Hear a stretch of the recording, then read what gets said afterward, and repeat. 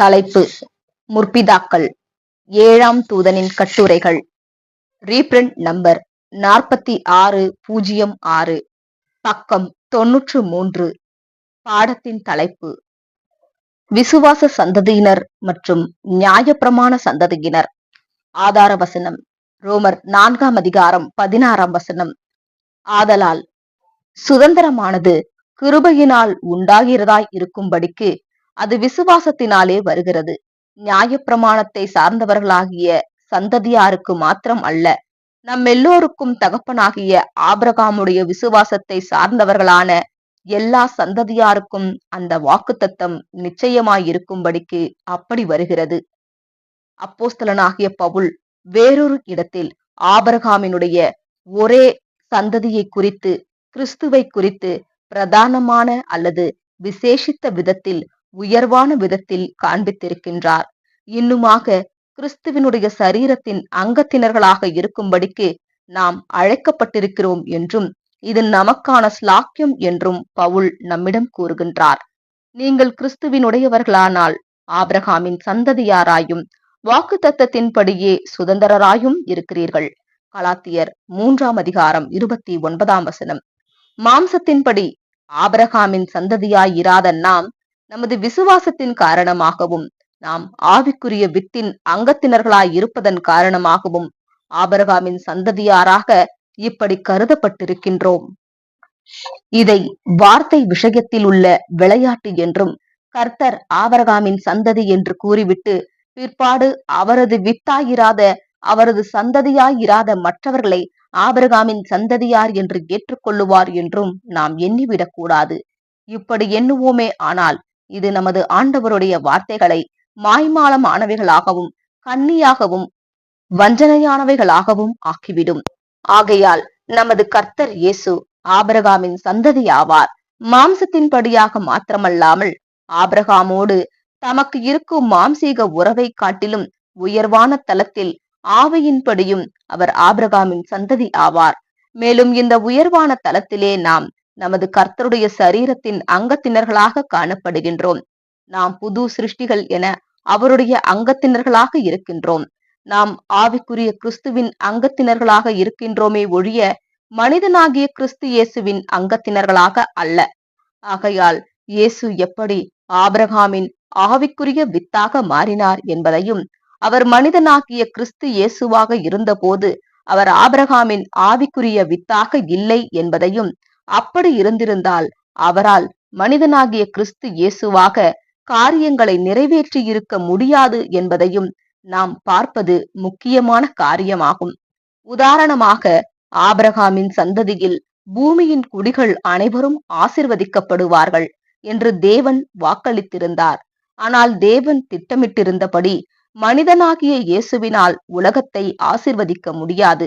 அவர்களுக்கு அவரால் நித்திய ஜீவனை கொடுக்க முடியாது. தம்முடைய சொந்த தேவைக்குரிய நித்திய ஜீவனையே அவர் உடையவராக இருந்தபடியினால் அவரால் உலகத்திற்கு கொடுக்க முடியாது. நித்திய ஜீவனை அவர் கொடுக்க முடிபவராகுவதற்குரிய ஒரே வழி தெய்வீக திட்டத்தின்படி செய்வதாகும். அதாவது தெய்வீக ஏற்பாடுகள் மற்றும் சித்தத்திற்கு இசைவாக தம்முடைய பூமிக்குரிய ஜீவனை கொடுத்து வைத்து விடுவதாகும். லேடவுன். பின்னர் அவரது கீழ்ப்படிதலுக்கு வெகுமதியாக உயர்வான தலத்தில் மேலான சுபாவத்தை, திவ்ய சுபாவத்தை, அதற்கே உரிமை, மகிமை மற்றும் கனத்துடன் தேவன் வழங்குவார். மேலும் இது நிமித்தமாக மனிதனாக இருந்தபோது அவர் பெற்றிருந்ததும் கீழ்ப்படியாமையின் காரணமாக பறிமுதல் செய்யப்பட்டதுமான பூமிக்குரிய உரிமைகள் அவர் வசத்தில் காணப்படும். இப்படியாக மனுக்குலத்திற்கு வழங்கத்தக்கதாக இந்த உரிமைகள் அவரிடம் ஆசீர்வாதத்தின் சொத்து போன்று அல்லது வைப்பு தொகை போன்று காணப்படும். ஆவிக்குரிய வித்து அல்லது சந்ததியார் எனும் தலைப்பின் கீழ் காணலாம். ஆகையால் பூமியின் குடிகளை ஆசிர்வதிப்பதற்கான ஆபிரகாமின் சந்ததியாக நமது கர்த்தர் மாறுவதற்குரிய ஒரே வழி புது சிருஷ்டியாகுவதே ஆகும். புது சிருஷ்டி கிறிஸ்து இயேசுவாகுவதே ஆகும். ஆவிக்குரிய தலத்தில் புது சிருஷ்டியாக இருக்கும் அவரிடம் அருளுவதற்கென்று ஆசீர்வாதம் ஒன்று காணப்பட்டது. மேலும் பூமிக்குரிய தலத்தில் உள்ள மனுக்குலமானது அவர் அளிக்கவிருக்கும் அந்த ஆசீர்வாதத்திற்கான தேவையில் காணப்படுகின்றனர். இந்த ஆவிக்குரிய கிறிஸ்துவிலேயே, இந்த மாபெரும் மத்தியஸ்தரிலேயே அங்கத்தினர்கள் ஆகிடுவதற்கு நாம் அழைக்கப்பட்டுள்ளோம். நமக்கும் சரி, எந்த ஒரு யூதனுக்கும் சரி, இந்த ஆவிக்குரிய கிறிஸ்துவில் ஆபிரகாமினுடைய இந்த ஆவிக்குரிய சந்ததியில் அங்கத்தினர்கள் ஆகிவிட வேண்டுமானால் ஒரு காரியம் அவசியமாயிருக்கும். அதென்னவெனில், கிறிஸ்துவுடன் ஏதோ ஒரு வகையில் பூமிக்குரிய உறவு முறையை கொண்டிருப்பதல்ல, அல்லது ஆபிரகாமுடன் ஏதோ ஒரு வகையில் பூமிக்குரிய உறவு முறையை கொண்டிருப்பதல்ல.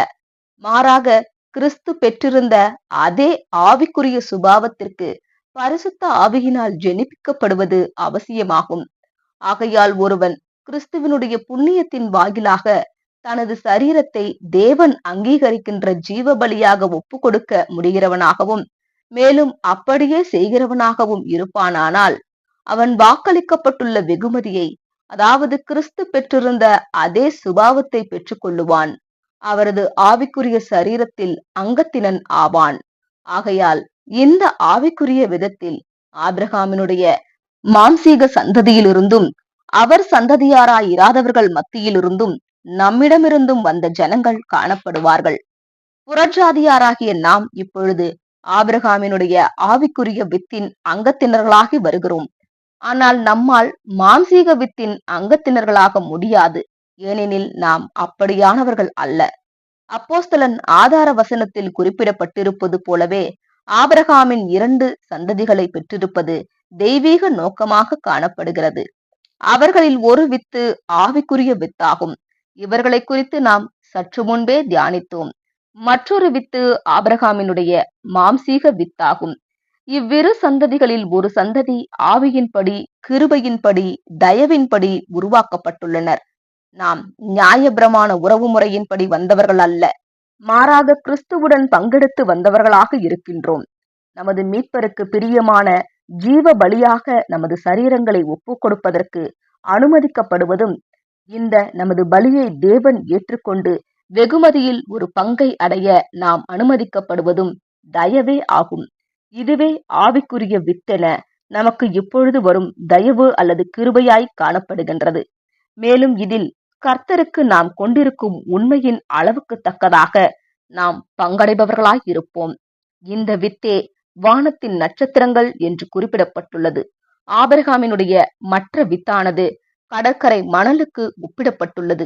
இந்த வித்தானது, அதாவது ஆபிரகாமின் பூமிக்குரிய வித்து, நியாயப்பிரமாணத்தின் கீழ் உருவாக்கப்படும் என்று வேத வாக்கியங்கள் நமக்கு தெரிவிக்கின்றன. அதே அப்போஸ்தலனுடைய எழுத்துக்களில் இருந்து இந்த நியாயப்பிரமாணம் என்பது மோசேயின் கரங்களில் தேவன் யூதர்களுக்கு கொடுத்த நியாயப்பிரமாணமாக இருக்க முடியாது என்று நாம் அறிந்திருக்கின்றோம். மோசேயின் கரங்களில் வழங்கப்பட்ட அந்த நியாயப்பிரமாணமானது அவர்களில் யாருக்கும் நித்திய ஜீவனை வழங்கவில்லை. அது ஆபிரகாமின் சந்ததியில் உள்ள யார் ஒருவரையும் பூரணத்திற்கு கொண்டு வரவில்லை.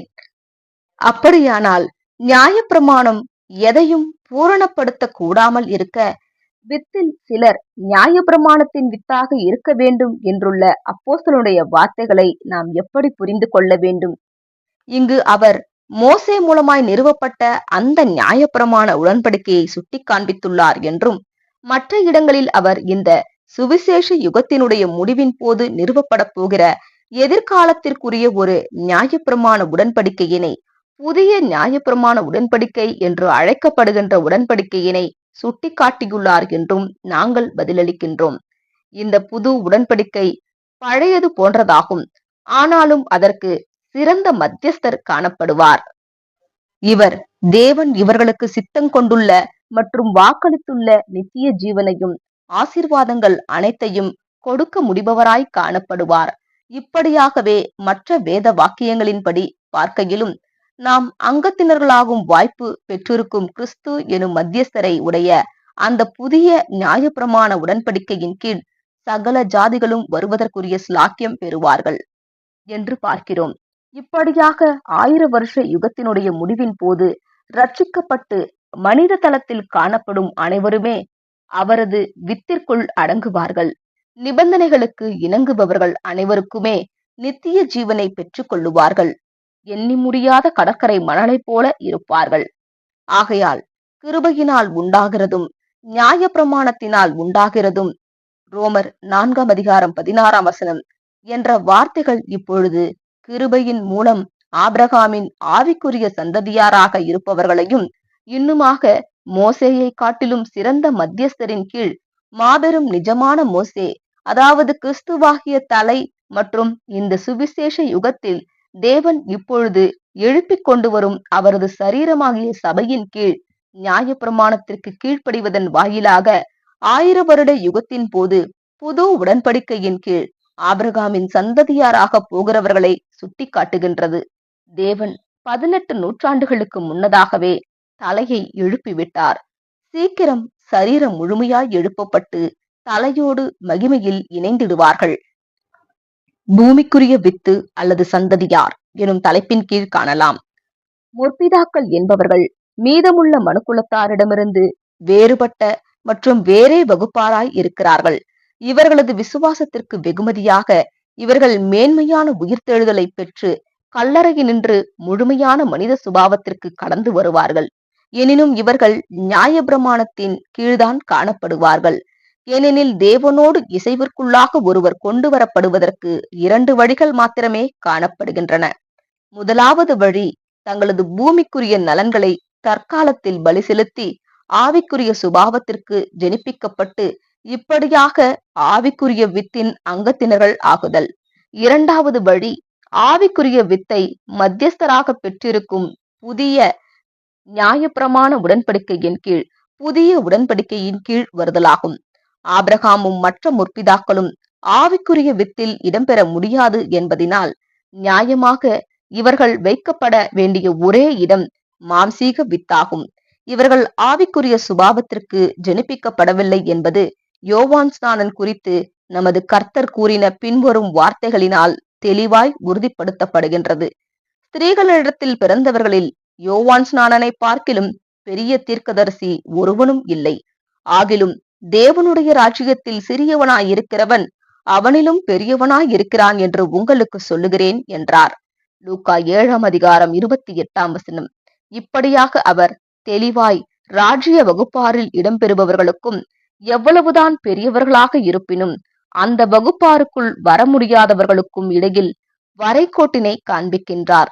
ஆகையால் பூரணர்களாய் காணப்பட போகும் முற்பிதாக்கள் 1000 வருட ராஜ்யத்தின் சட்ட திட்டங்களுக்கு கீழ்ப்பட்டிருப்பார்கள் என்றும் 1000 வருட காலத்தின் போது மீதமுள்ள மனுக்குலத்தார் அடைய போகிற முழுமையான பூரணத்தினை துவக்கத்திலேயே இந்த முற்பிதாக்கள் பெற்றிருப்பார்கள் என்றும் நாம் புரிந்து கொள்ள வேண்டும்.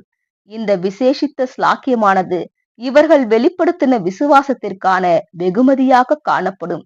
இன்னுமாக ராஜ்யத்தின் வேலைகளில் ஆவிக்குரிய வகுப்பாரின் பிரதிநிதிகள் என பங்கெடுக்கும் வாய்ப்பு இவர்களுக்குரியதாக இருக்கும்.